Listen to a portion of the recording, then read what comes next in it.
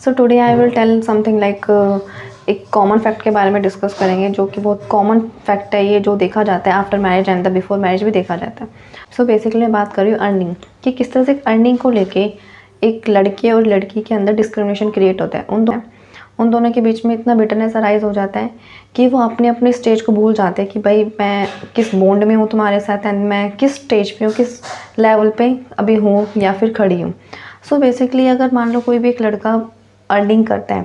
सो वो अर्निंग करते वक्त ये नहीं सोचता कि भाई मैं अपनी फैमिली को कितना दूंगा और एंड देन मेरे जो स्पाउस है या फिर मेरा जो पार्टनर है मैं उसके ऊपर कितना स्पेंड करूँगा, वो इस बारे में बिल्कुल भी नहीं सोचता। लेकिन एक तरह से एक लड़की अर्निंग कर रही है, मोस्टली ऑफ द गर्ल अगर जब अर्निंग करते हैं तो उनके अंदर एक ग्रीडीनेस आ जाती है कि किस तरह से अब वो ये बताने की कोशिश करते हैं कि हम एक लड़के से ज़्यादा अर्निंग कर रहे हैं, मेन एक जस्ट लाइक हम अपने हस्बैंड से भी ज़्यादा अर्निंग कर रहे हैं। सो बेसिकली वो एक लड़का कुछ भी नहीं सोचता है, देन वो स्पेंड करता है विदाउट एनी थिंकिंग ओवर कि भाई मेरे को कहाँ खर्च करना है, देन कहाँ खर्च नहीं करना है। वो हर एक ड्रीम्स को कंप्लीट करने की कोशिश करता है, अपने पेरेंट्स की भी एज वेल, अपनी वाइफ की, अपने स्पाउस के, अपने पार्टनर की।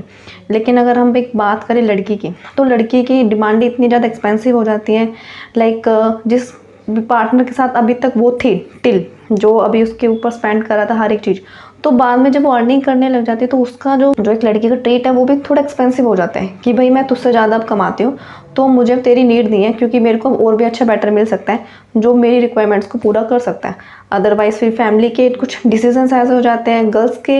गर्ल्स फैमिली के डिसीजंस ऐसे हो जाते हैं कि उनके पेरेंट्स भी ये बोलते हैं कि हाँ अब तुम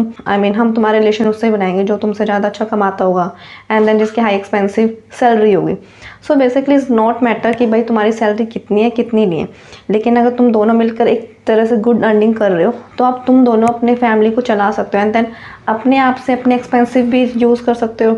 अपने खर्चे वगैरह भी देख सकते हो कि भाई कहाँ मेरे को स्पेंड करना है, कहाँ ज़्यादा एक्सपेंस करना है, कहाँ मेरे को सेव करना है। लेकिन अगर बेसिकली हम बात करें कि भाई अगर लड़की अलग से वे में डिस्क्रिमिनेट कर रही है और लड़का बिल्कुल भी नहीं सोचता, लेकिन एक लड़की हर एक चीज़ को सोच के चल रही है कि भाई अब मेरे को हाई एक्सपेंसिव चीज़ें चाहिए, डिमांडें बड़ी बड़ी हाई हो जाती हैं, तो फिर उस तरह से क्या होता है कि दोनों के बीच का जो बॉन्ड होता है वो भी काफ़ी